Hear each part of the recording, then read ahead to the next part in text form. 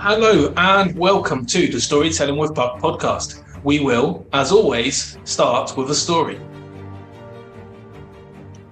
Dear M, we were on a journey separately. You in a car, me on a bike. I had a flat stuck on the side of a road with the buffalo ignoring me. Flustered, I pretended to know what I was doing, trying not to attract attention, but craving it. You stopped, made some joke about the Dutch and their bikes. I didn't get it, but I laughed in secret relief. The tire was fixed with conversation and tea, and I realized that small pleasures with you are sometimes the only things I need. Thank you. Love, L. Absolutely brilliant. I love that. We'll talk about it a bit more in a second, but before we do that, let's have a quick introduction to the podcast. You're listening to Storytelling with Puck, the podcast designed to show the power of stories in life and in business. Stories connect us on a deeper level, which is why we'll be sharing, chatting about, and feeling the impact they have on every one of us. Your host, Stefano, is the founder of Puck Creations, and we work with your business to define a clear, consistent, relevant brand which stands out from the crowd. We use that brand to create content that makes your audience think, feel, and take action. Visit puckcreations.com to find out more. Before you do that, careful of your colons, semicolons, M-dashes, N-dashes, and ampersands. We have an English teacher with us, and she's got a red pen. Actually, scrap them. Her understanding of English grammar is better than most, but it's her love of stories and relationship building that makes everything she does so magical. Our guest today is Lenise Collimore. Lenise, tell us about yourself. Thanks, that was a nice introduction. I don't really know that much about grammar, even though I'm an English teacher. No, scrap that. I do. I know loads about grammar. I was going to say, don't lose your job this early into the podcast. No, I'm a little bit of a grammar nerd, but I don't let that be known very often. But what do you want to know? You introduced me perfectly. Exactly right. It is the magical Lenise, and that is all we need for the podcast. Yeah, that's it. Bye. So I guess the first question is, why teaching? That's a good question, actually. I kind of fell into it by accident. When I finished university, a long time ago, I wanted to be an editor. And I got a job at a publishing company, and I hated it. I hated it more than I've hated any other job in my entire life. So one Friday, I said to my boss, I quit. And they said, well, you have to give notice. And I said, this is my notice. Bye. And I left. And so then I was unemployed. That's a brilliant way to quit. Sorry, keep going. That's how much I hated it. Then I quit, so I was unemployed, and I ended up getting a job in a cafe, which I loved. And it was in this, what do you call it? We call it a nursery in Australia, but it's like where you go and buy plants.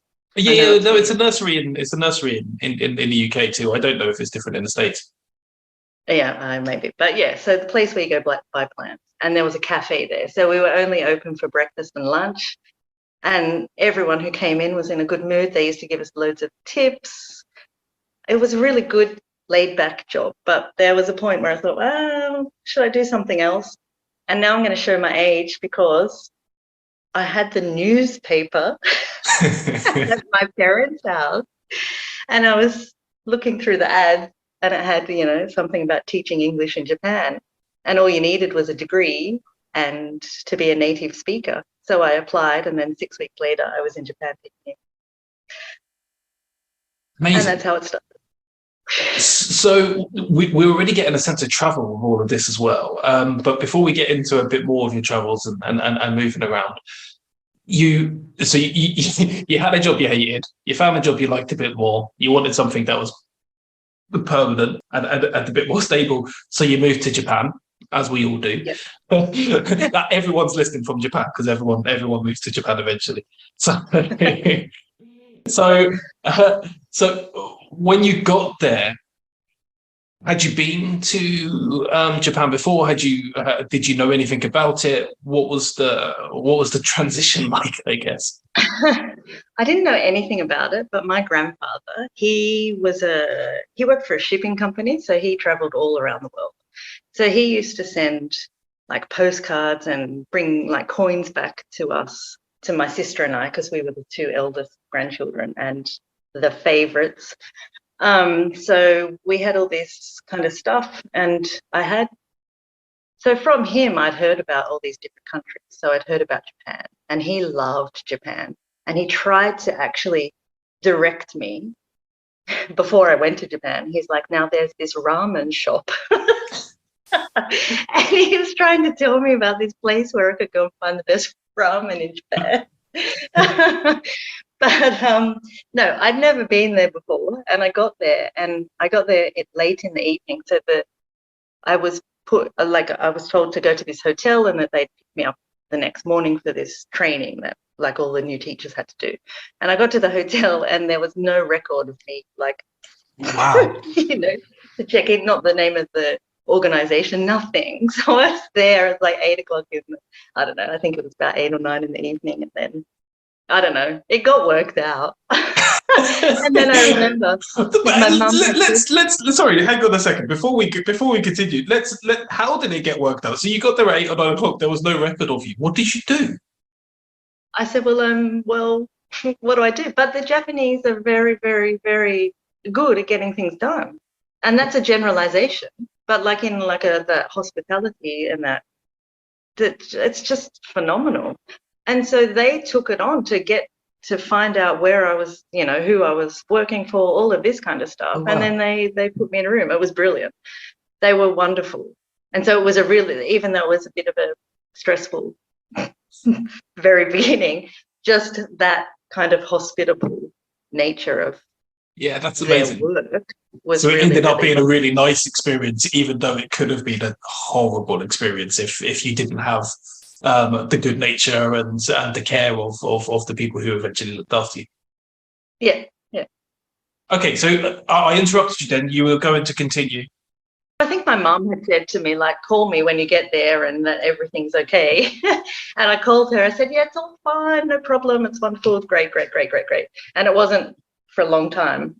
Like took a long time, a few months or maybe a year, or even when I went home, I don't remember. But then I finally told my mother that actually when I got there, I wasn't checked into the hotel and blah, blah, blah. Was that a fear of being dragged back? Like if no, you just didn't want to worry her.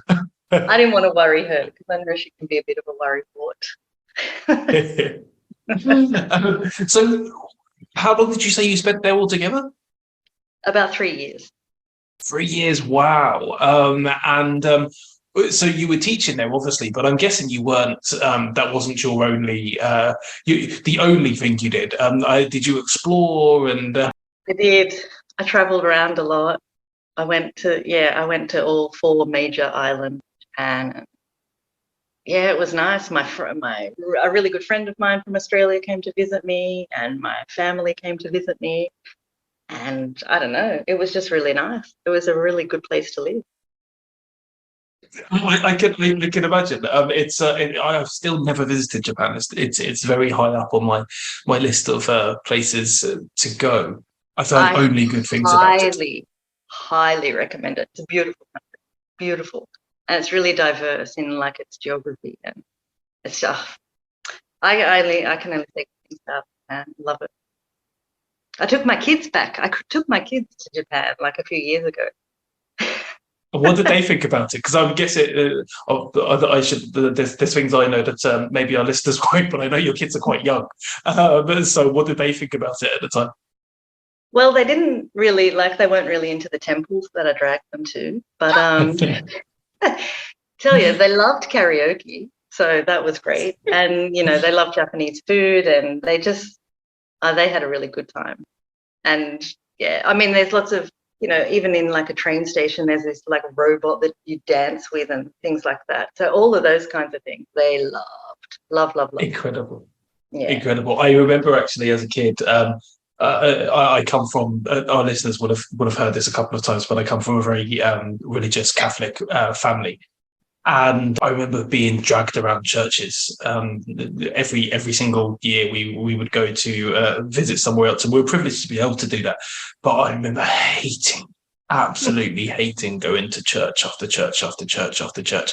What's really funny about it is that now I'm so grateful that I was able to do that, and I love churches now. I'm not religious anymore, but I absolutely love churches. I think they're a really peaceful place where you actually get the opportunity to just think and relax. And I imagine temples would be the same, and eventually your kids will probably grow to love them as well, even though they might not have wanted to be dragged around. No, they do. Even now they say, oh no, they were really pretty or whatever, but I think if we went back there and I said, let's go to a temple, they'd be like, more. Maybe can we go to the temple with the robots? That was a temple, wasn't it? Yeah. Yeah. So let's continue then. So you were teaching there for 3 years. Who were you teaching at the time? What kind of age group were you teaching? A lot of different ones. So I taught from little kids, like 4 or 5 year olds, until like however old you wanted to learn English. I don't know, like I think my oldest student was about 70 something. But then I also taught that kind of group, like all of those. And then I also taught in a middle school. So they were about, 12 to 14. So I went and I was doing like team teaching with a Japanese teacher in a state school.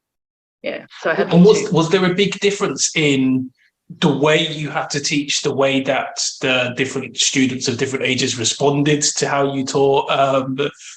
What kind of reaction did you get? Yeah, you had to change it up a bit. The kids, like I'm not really a kids teacher. That's not my strength.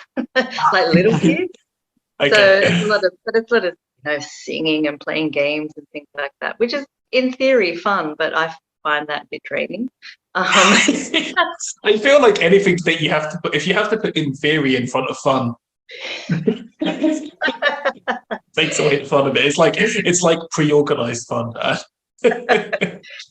But I really liked the students who were really probably around my age group, and I was like early 20s at the time. So anyone from maybe early 20s to early 30s, and then so that was at a private language school, and one of those language schools was they really encourage you to go out with your students. And this was another great thing, which, okay, now I'm going to sound really shallow. But it took me a while to get used to this in Japan, but then I got really used to it. So because when I went out with certain students, that they would pay for everything. And I came from a culture where we split the bill. Doesn't matter who you are with or anything, we just split the bill. And I had real difficulty with that. And I was talking to some Japanese colleagues once, and I was telling them about this, and they're like, no, like you let them pay because it's offensive if you don't. And they kind of were showing me the other side of it, and they're saying, if you keep offering, it's offensive, so don't do it. So then I learned not to do it. Then I'd go out and other people would pay for me, and I saved loads of money. Wow. And you weren't offended people, so I guess you got the best of all worlds. It's interesting because we have obviously wherever we're from, wherever we live, we'll have our own ideas of culture, our own ideas of what's right and wrong, what morality is, what ethics are, and it's never as simple as that. It's never as simple as that. No. And I think sometimes it's very easy to try and force your morals and force your ideas onto other people. Yeah. And maybe there are certain aspects of life which are better, at least in our point of view, in some countries than others. Maybe there are aspects of life that feel better in Japan than they do wherever we're from the UK or from Australia, and vice versa. But actually, trying to force that opinion onto somebody is never going to work. So you kind of have to maybe embrace their side and then exchange ideas on, oh yeah, it's great that you do this, but actually this is the way we do it in our culture, and then you both get an understanding of each other. Like, how do you see that now as you've experienced it, I guess, and that's changed over time? Yeah, and I've lived in a couple of different countries, and every country has its different customs and values and systems and things, and yeah, sometimes it's hard to adjust, but then you have to, because then you learn something from it too. But in Japan, just backtracking, when I was with friends, Japanese friends, we always split the bill, but it's a hierarchical thing, because some students that I went to dinner with or whatever, they were older than me, and there was this kind of thing, and their professions and everything. So there was a lot more involved in it than me just getting free meals. Well, you did get free meals, and who's going to complain about that? But yeah, I mean, it's the way I explained it before, it seemed really black and white, but it's, it's so multi-layered, and then you don't really understand it until you're in it. And I think also in Japan, there was a lot I just couldn't understand, because it's, culture is a big, complex thing. And even though if you live in a country, I don't know how much you can really get. You can peel some layers, but you can't get to the core, I don't think. Well, for the amount of time I've spent in places, I can't. I think you're right. I think especially if you move to a country as an adult, it becomes a lot harder to integrate and to fully immerse yourself. And in some ways, this is where kind of that mix then comes into play, because you start to learn, you understand more and more things as time passes, and you're bringing something to that culture too. You're bringing a completely new understanding, which will probably, if there's a lot of people who come from your culture, will start to influence another culture as well. And I think that happens all over the world to different cultures integrating. I personally find that to be an absolutely amazing thing. I think it's how we all learn from each other. Yeah. That's a key, right? If you're open enough to learn about it and learn from it. Yeah. I think so. One of the things that we talk about when we talk about learning and we talk about new cultures is understanding the language. How's your Japanese? Now it's pretty bad. Or then when you were there, how was it? I'm not going to test you. Don't worry. I wouldn't know what you were saying anyway. No, it was pretty good. It was one of the languages I learned the best, but I had studied it at secondary school. And then before I left, I, did a quick intensive course because I didn't have much time. But then one of the things I did, I went to a language school that was it was aimed at Koreans in Japan. Right. And it wasn't, strictly you had to be Korean to go study there, but it was marketed to Koreans because there were a lot of Korean people working there and like spouses and things. So I went to this language school to keep learning Japanese because I knew that the common language between me and the majority of the students would be Japanese. And their English wasn't great, and our Japanese was way better than, my Korean or their English. So we had to communicate in Japanese, like in break times and everything. So that was really one of my wisest decisions. It sounds wise, and I imagine as well it just takes you a step further in being able to actually enjoy yourself and be able to communicate and get your message across, because I think when you don't understand the language, it becomes very hard to feel like you're part of anything, right? Yeah, exactly. And I had a really nice small group of Japanese friends, and there were 5 of us, and we used to go out quite a lot. And if we went to a restaurant, wherever we went, and like you just say, wait staff come over, they would just be dead silent. And they just all look at me. So I would have to order everything. I'd have to do everything. If we went to the cinema, they'd just be like standing back. So I had to go and get the tickets and everything. So they helped me as well. That's brilliant. They helped you, but they helped you in the most severe way possible. So you had no choice. I love it. That's true friendship. That is. That's Yeah, they that's were. the highest level of friendship. Um, so you spent 3 years there. What happened next? Well, I had saved quite a bit of money, so Okay. so I went traveling. Well, actually, with the 3 years, I was there for, I don't know, a year, just over a year, and then I went back to Australia because my grandfather was sick, so I went back, Okay. and then I've returned to Japan, but to a different city. So in total in Japan was 3 years, but there was a break in between. And also in that break in between, I went traveling for a while. And then after Japan, I took a year off to travel. And then my credit card bill was higher than money I had in my account. So I had to go and get another job. Okay, that's fair enough. It makes sense. Tell me a little bit more about the traveling and what you did to make your credit card bill rise so much. Yeah, the travel. Well, I just backpacked through Southeast Asia. So my aunt and uncle were living in Bangkok at the time. So I first went to Bangkok and had this really nice time. They were like expats. So my uncle had these really good jobs. So, typical expat benefits of living in this nice place in the middle of Bangkok with pools and all of this kind of stuff. My aunt used to make us cocktails every afternoon. Wow, that's the life. My travels were not like that. I stayed with them for a week or two, and then I was like, okay, now I have to go and really travel in my budget. So I started in the north of Thailand, and I had a backpack, and I traveled down through Thailand and then into Malaysia. And then I went into Singapore and I thought, wow, this is really clean.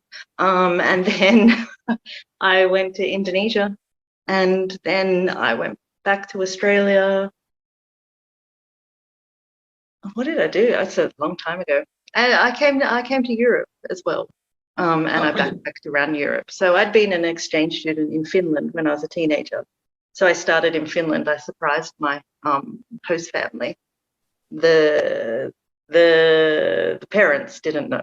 One of the kids knew, and I met him, and then we went to where I used to live in their house. And amazing. My host mother, like, I thought she was going to have a heart attack. She didn't, luckily. Thankfully. So maybe we'll go back a step then. So what was the exchange like? How long was the exchange for originally? A year.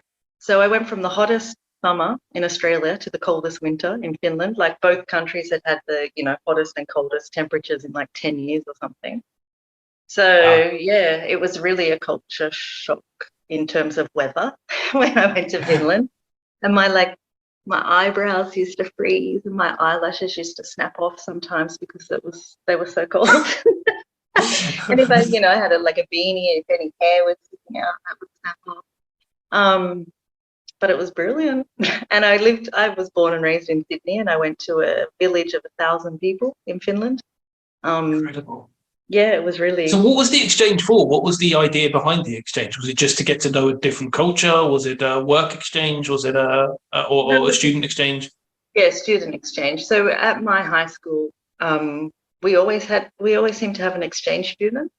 And I said to my mum when I was like, I don't know, about 12, I said, I want to be an exchange student one day. And she said, well, that's great. You'll have to get a job and save up some money. So when I was like 14 and 9 months, because back then that's when I was allowed to have a part-time job, I got a part-time 14 job. and 9 months. Yeah, I know, it's random. Australia. I don't know what it's like now. But that was the age that you could get a part-time job. So I got a part-time job and I saved money. And of course, my parents also contributed to this probably more than I realized. But I worked a lot. And even when, you start going out at 16, 17, often I just didn't go out with my friends because I was like, no, I want to save money because I really wanted to do this exchange. So Wow. yeah, I was quite determined, and I wanted to The go traveling somewhere is that in your was blood. so far away from Australia. I thought, what's like almost the opposite side of the world, and a place that my grandfather had never been because he had been everywhere. So you got the traveling bug from your grandfather, but you wanted to also have, something that made you stand out and continue to be the favorite grandchild, as you mentioned earlier. I should say that for any of your family members that are listening, they can have a right of reply. Well, My sister will probably be the only one. She'll be like, I was the firstborn, I was the favorite, but it's not true. I'll let you argue about that amongst yourselves. But so I guess then, so the traveling bug and the desire to go and see new places has been in you forever, by the sound of it. Then it's been something that you've always wanted to do. Yeah.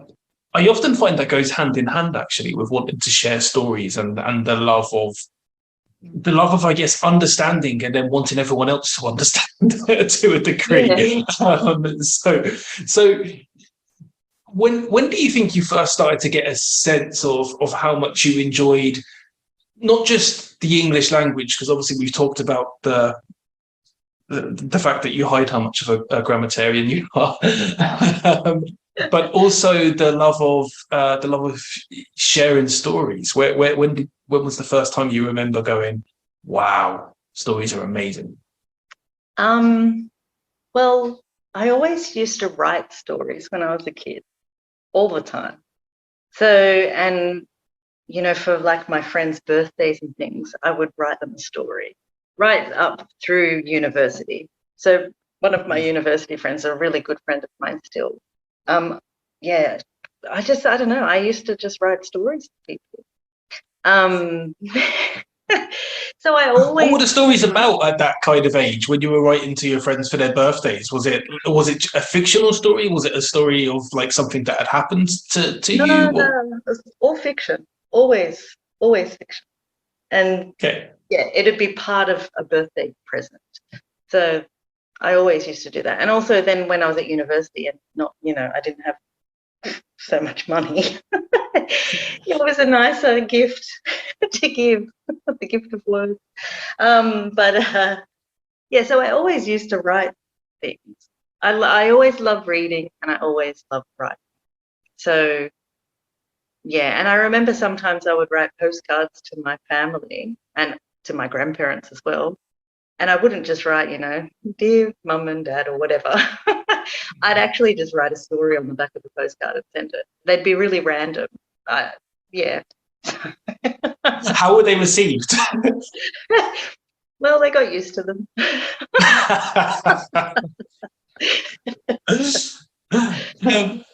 So that love's kind of been there for a long time, and did you kind of get a sense that you wanted to, when you said you got into teaching accidentally, you were teaching the English language, so it wasn't necessarily all about stories, but did you get a sense of wanting to share stories more and more as you were teaching in Japan and as time kind of continued and you moved on from Japan? And we're going to go into what you did next. We'll get back to the chronological order soon, but did you get a feel for that, for wanting to share them more when you were there?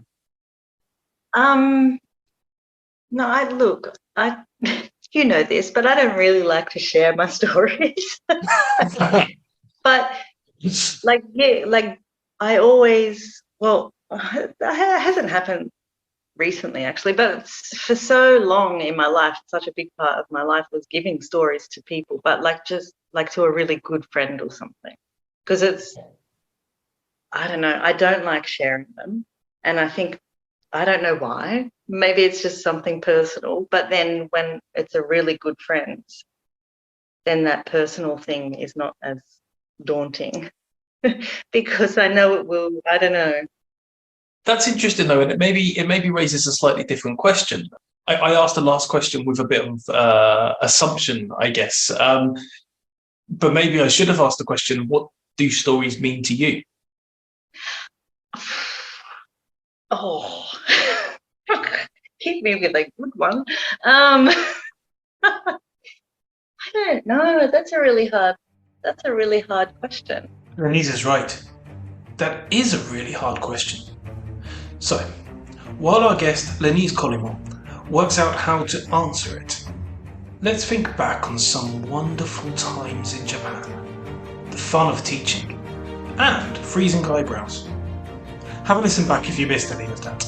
We'll be travelling lots more in the second half. We'll go to Turkey, the UK, Australia, Vietnam, Singapore, Cambodia, Thailand. Well, you'll see. You'll also get a sense of what stories mean to Lenise and what she's going to do when she dies. Right, now you're speechless. It's time to find the power to speak with our friend Jackie Goddard.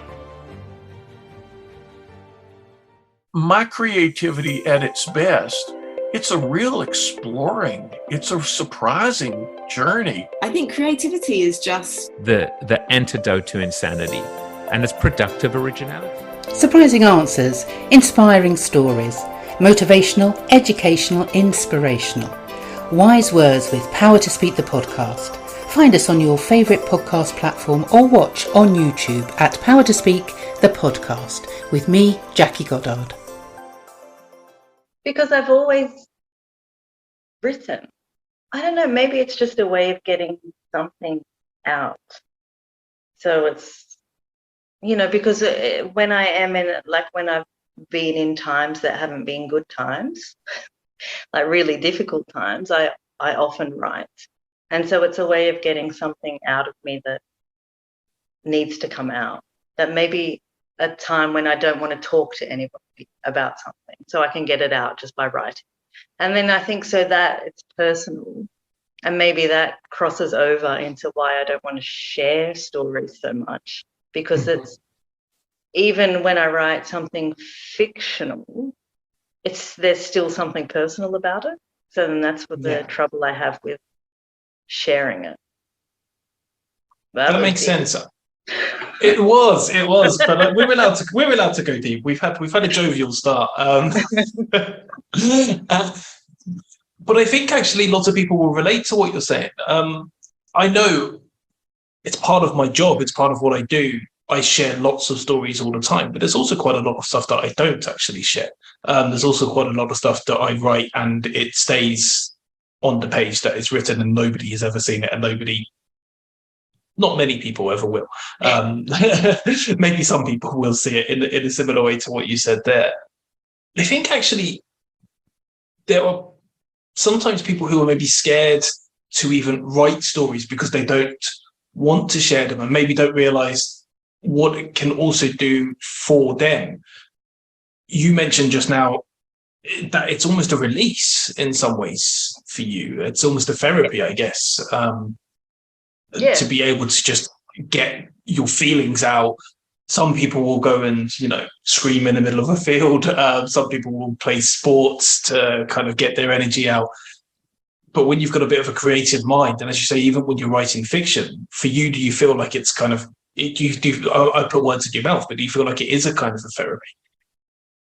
Yeah, I think it is, because sometimes when I read things back, what I've written that I thought were completely fictional, I'm like, ooh, there's some stuff in there that I didn't think I wrote about.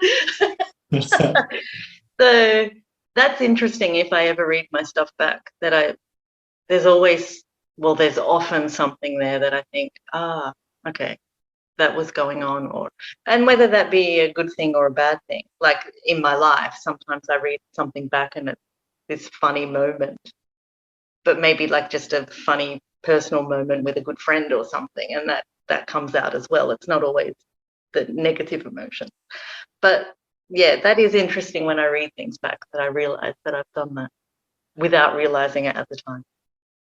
Okay, now that makes a lot of sense. So there's when we're encouraging people to share stories in the Storyteller with Puck initiative, one of the main reasons we do that is because I think lots of people write things down, or they feel something and they think nobody else in the world is going to feel this. Nobody else in the world is going to have this emotion. Nobody else in the world is going to have gone through what I've gone through. Mm-hmm. And something that I've found beautiful over the years with Storytelling with Puck is that actually there are quite a few people who I think have a similar mentality to the one that you've just explained, in the sense that they like writing, they like getting things down, but they would never share it with anyone.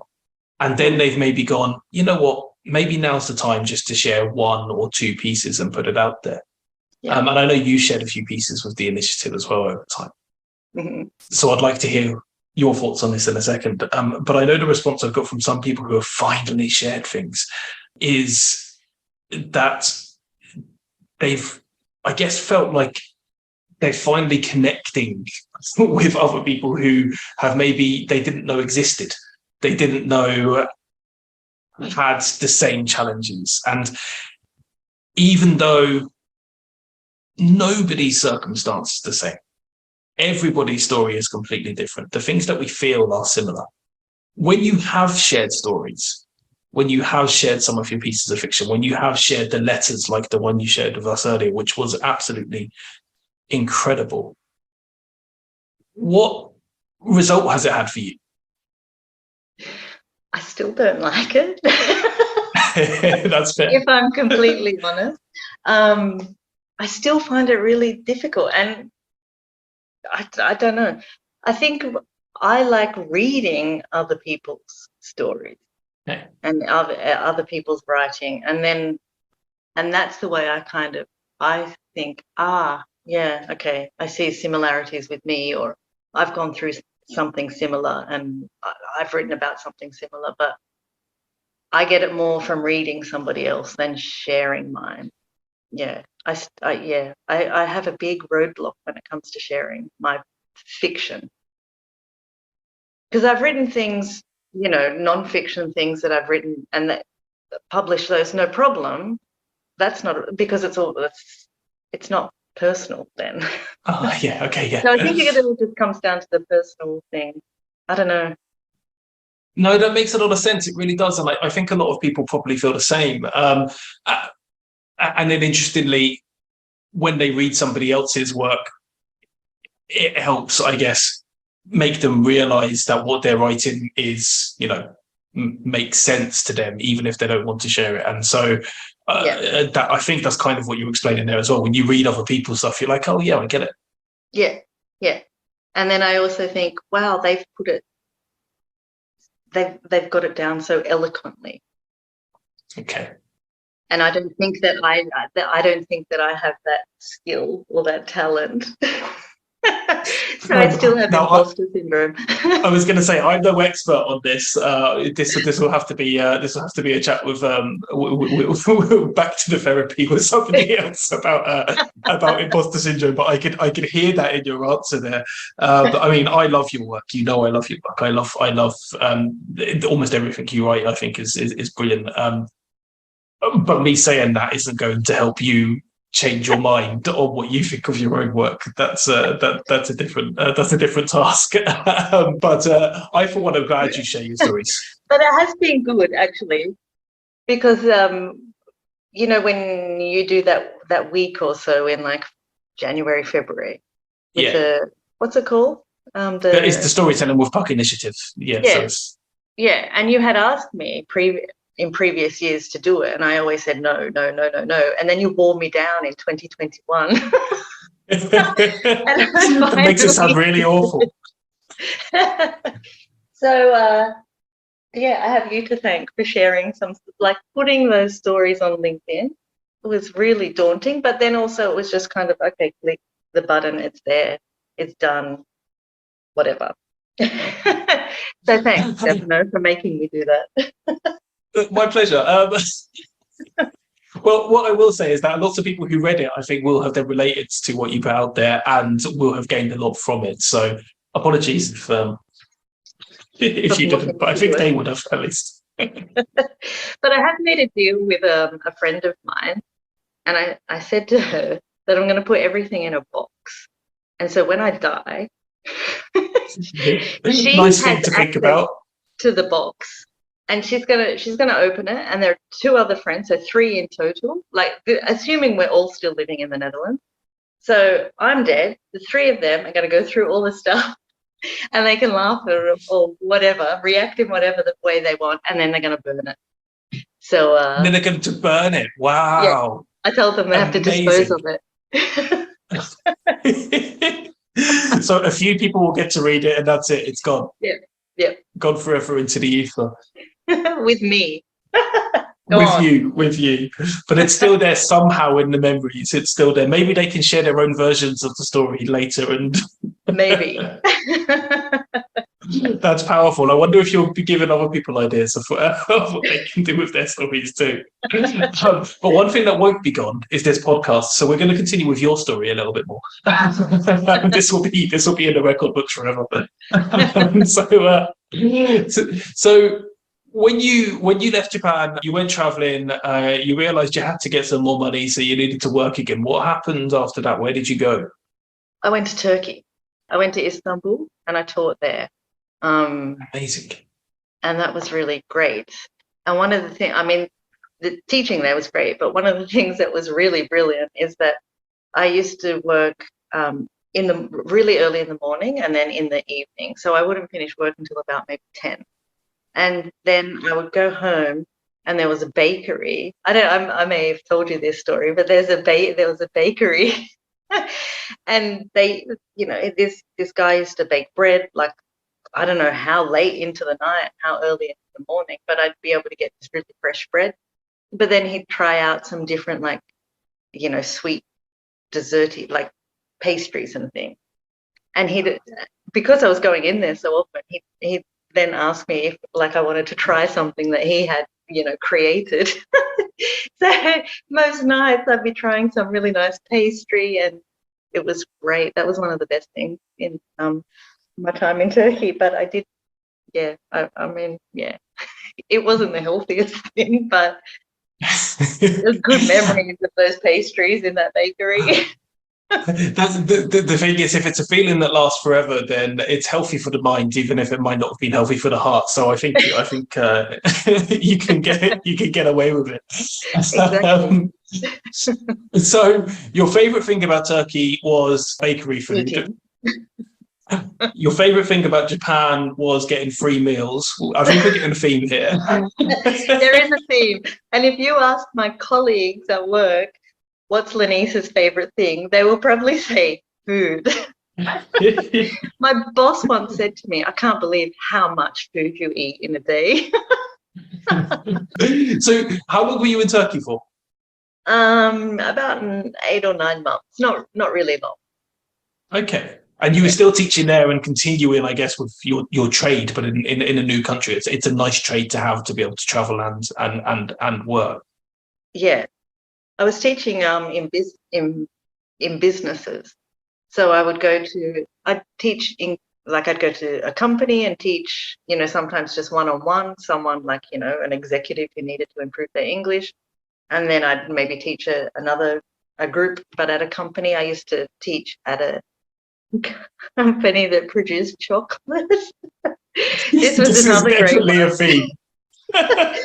Because at reception, like, they would have these big bags, when the chocolate breaks or there's anything that's not perfect, they can't put into a supermarket or anything.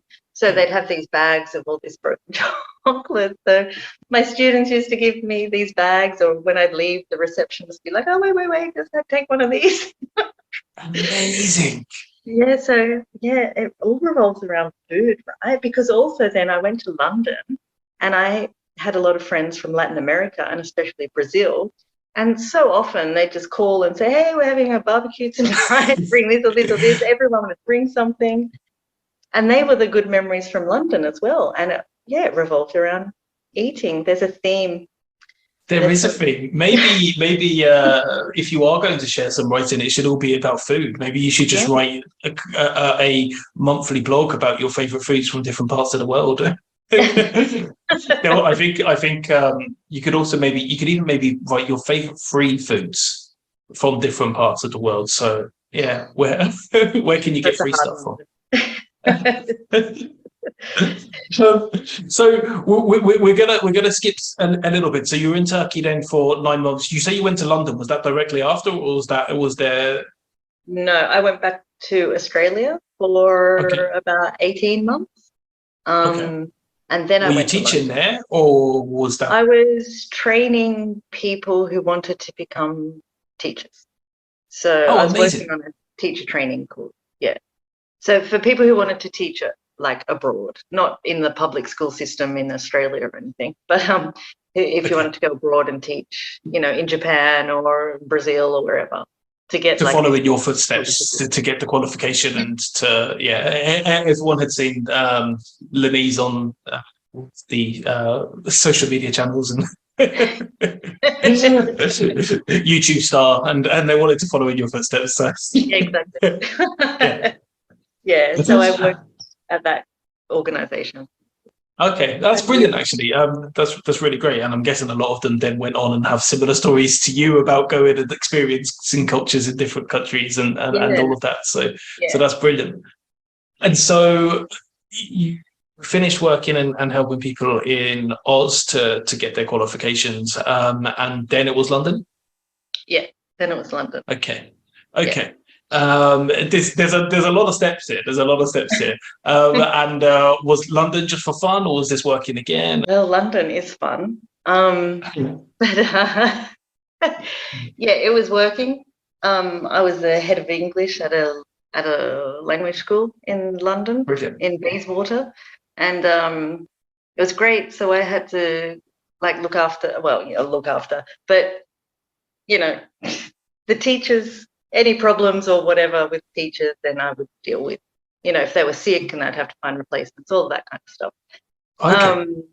But they were a great bunch of teachers. And we used to go and have a swift pint in our break. I love the way you say that in your best English accent. Go for a swift pint. So we used to, race up there, have a swift pint, and then go back to work. So it was a really nice job. It was long hours. So the kids got the best of you in the morning then, right? I made sure I was on afternoon shift. No. This is where the afternoons are always where we teach you the best versions of slurred English, which is it's a trait you're going to need to know as you get older. So. Well, they were also older at this language school, so it's okay. Okay, so they could go with you for a drink. How old were they? No. They didn't go with it. It was teachers only. So was London your last stop before? We should tell our listeners you now live in the Netherlands. Was London your last stop before the Netherlands?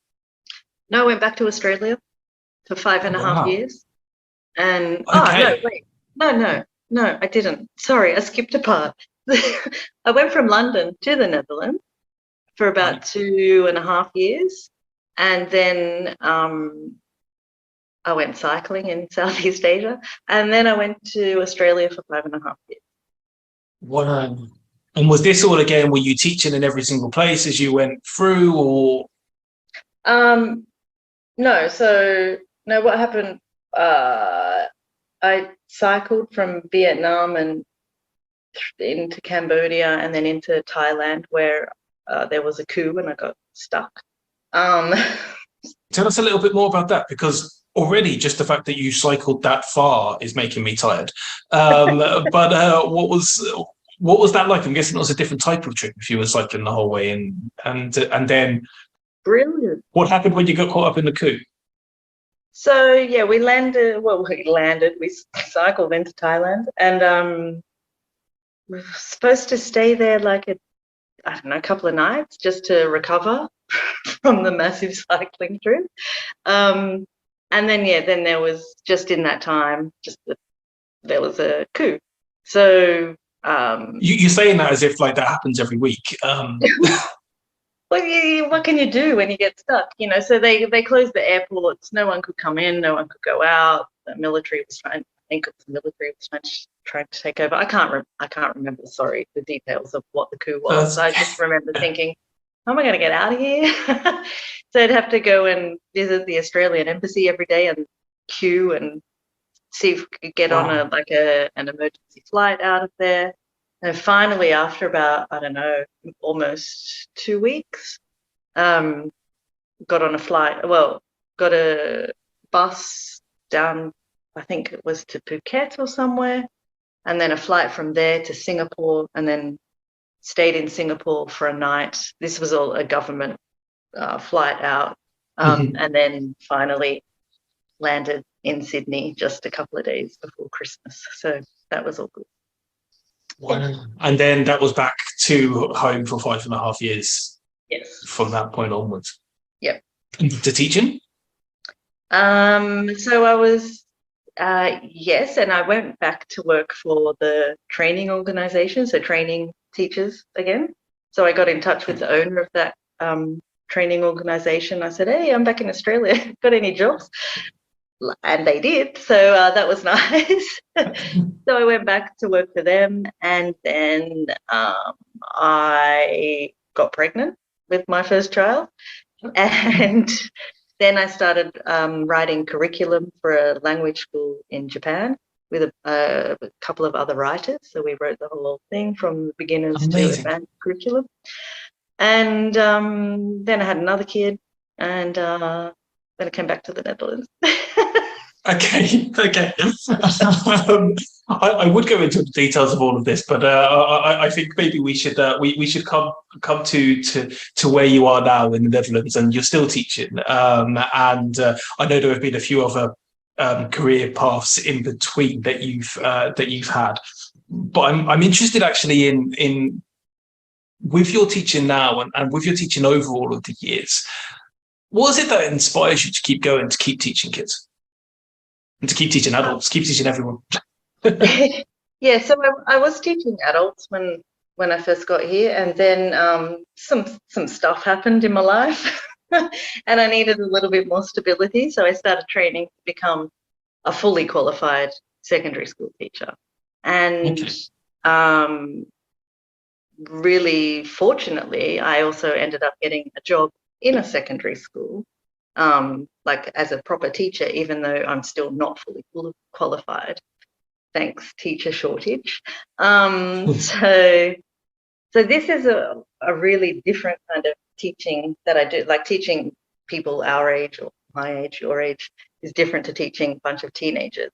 And I wasn't really sure if I would, when I started the course, if I would like teaching teenagers, because it was never on my radar, because I don't think I'm that great with kids.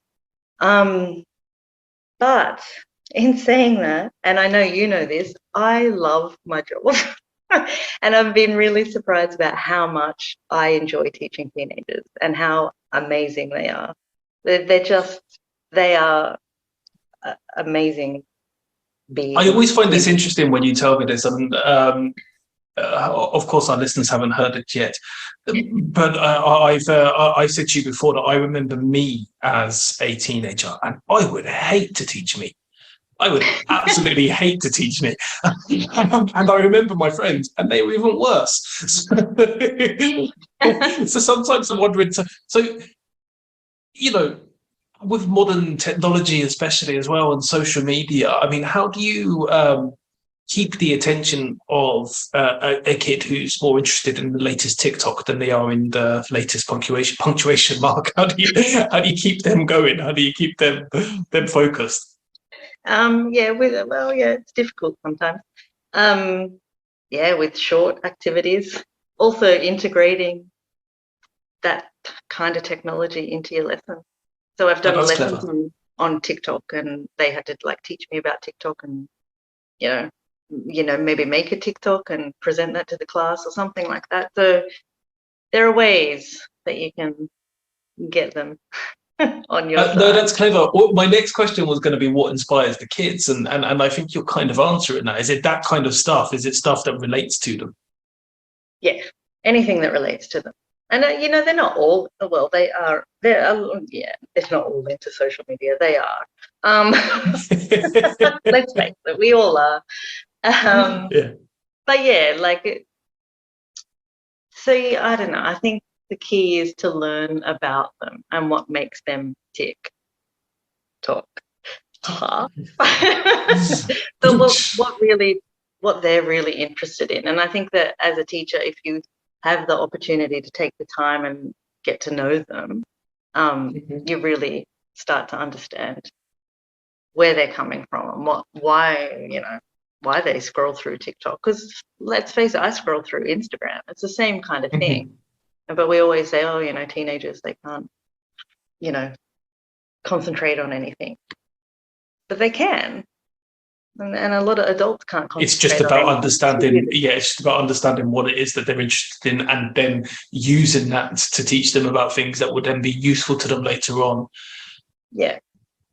Which tells me a little bit about my next question, which is, what have you learned from the kids? But you've explained what you've learned from the kids about how to teach them better. But I guess, what have you learned from teaching kids, and actually even previously teaching adults, and all of these combined experiences about yourself?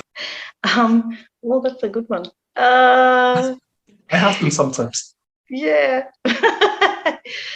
But I think that teenagers have actually taught me the most in this. Like, I've only been teaching at this school for this academic year, so it's coming to an end. We're almost on summer holidays. But I don't know, just like getting to know them. Sometimes I take them outside and, instead of a lesson, we play football or we sit around, and they tell me about, in those situations a lot, they tell me about what's going on in their lives. And they're just so complex. And I don't know, I think before this, I never thought of teenagers as being so complex. You just think, I used to think, oh my God, teenagers, they're the worst. Yeah. But they're going through a lot of stuff. And then when they get that, I don't know, when they trust me and they tell me this stuff, heartbreaking at times. And they teach me a lot of stuff about what I was ignorant about. Okay. Yeah. And I guess with society changing as well, in some ways you learn more about society from teenagers than you ever could from people of your own age, right? Exactly. So, and it's funny because I have kids, they're not quite as old as the ones I teach, but they're almost at that age. But sometimes there's this crossover of these similar things that they're interested in. So sometimes I know from my own kids what's going on in the world. And then I bring something up in class and they're like, "What, Miss? How do you even know that?" They're always like, "You're so old. How do you know that?" Oh. Which is lovely of them to say. That's again, the brutal honesty of kids is something I think you have to do.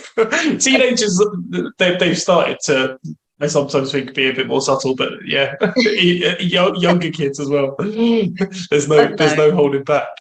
That's really nice. And when I see them like in the, on the school grounds or whatever, and I don't even have a lesson with them that day, quite a few of them still come over and they say hi or whatever.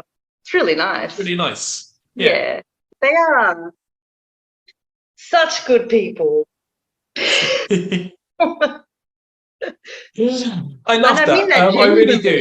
That might have sounded like it was a joke, such good people, but I really, No, I think it comes across. It comes across how much you actually care about them and how much you want them to do well, and again, how much you learn from them, and hopefully, as their teacher, how much they learn from you. Otherwise, there's definitely a bit missing. But it sounds like you're very good at what you do. But teenagers are great storytellers as well. I bet they are. Do you get a lot of stories in class? Yeah, notes passed around as well, which you're not supposed to see. Sometimes they hide them. They've got to have that hidden aspect of their lives. I accept. Yeah. We all do. But it sounds amazing, and you gather so many more stories. And again, I'm guessing that when you're writing some more of your fiction down, which you never share with anyone, you have more inspiration again for that fiction. It's coming from the experiences that you're having now, and actually it's coming from their experiences to a degree as well, which is which is wonderful and exploratory and creative in its own way. So, with all of that being said, and as somebody who doesn't want to share too much, is there a way, if people would like to get in touch with you, just to say hello, that they can find you? I'm only on Instagram, so find me there. They can follow you on Instagram. Okay, awesome. We'll put a link to that in the show notes, but otherwise, keep away from Lenise.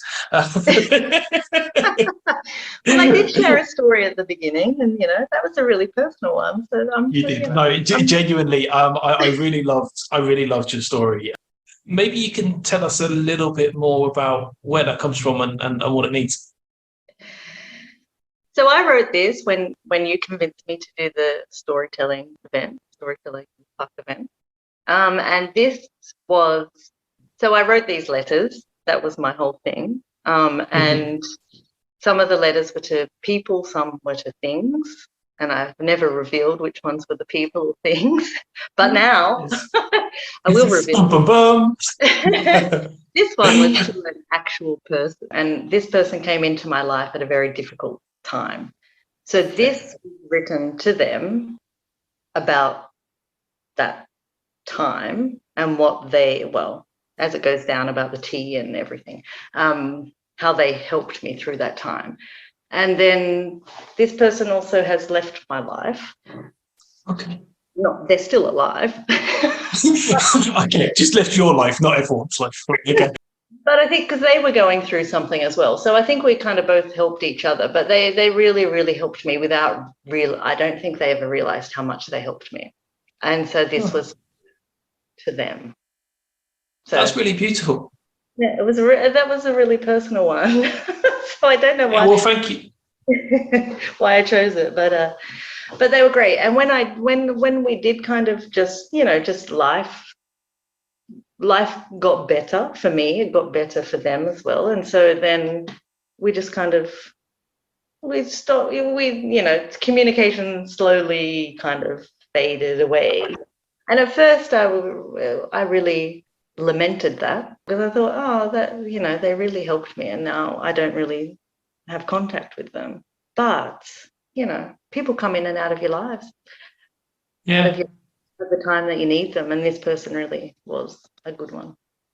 I think as well what's important about that is you might not be in constant communication with them anymore, but there's something deeper than that which is going to bond you for life, no matter if you talk to them again, or if you talk to them rarely or not at all, or if maybe at some point you connected them again on a more permanent basis. But whatever the situation is going forward, I think that's really powerful. Sometimes we can have these moments, we can have these interactions with people and places and things even as well. And all of your letters, you said, were to not just to people, they were also to things, which can last forever.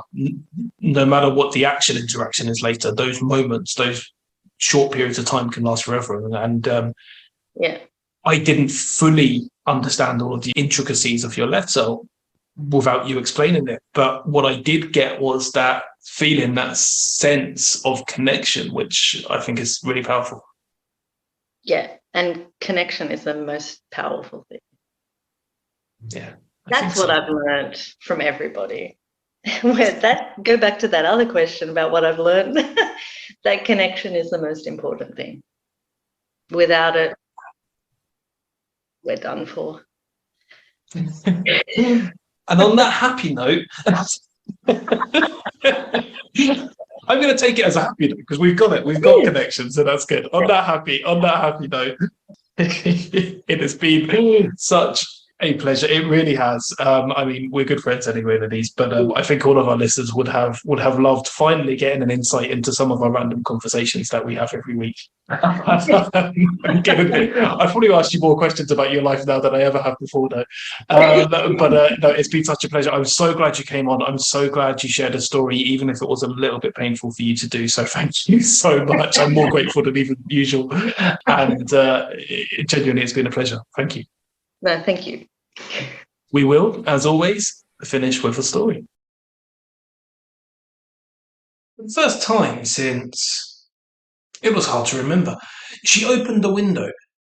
Of course, she knew there was something there. She wasn't immune to the needs of others. She had food delivered to her bedroom door, hygiene products too. But to actually see the world, that would be a different story. It all started with an illness.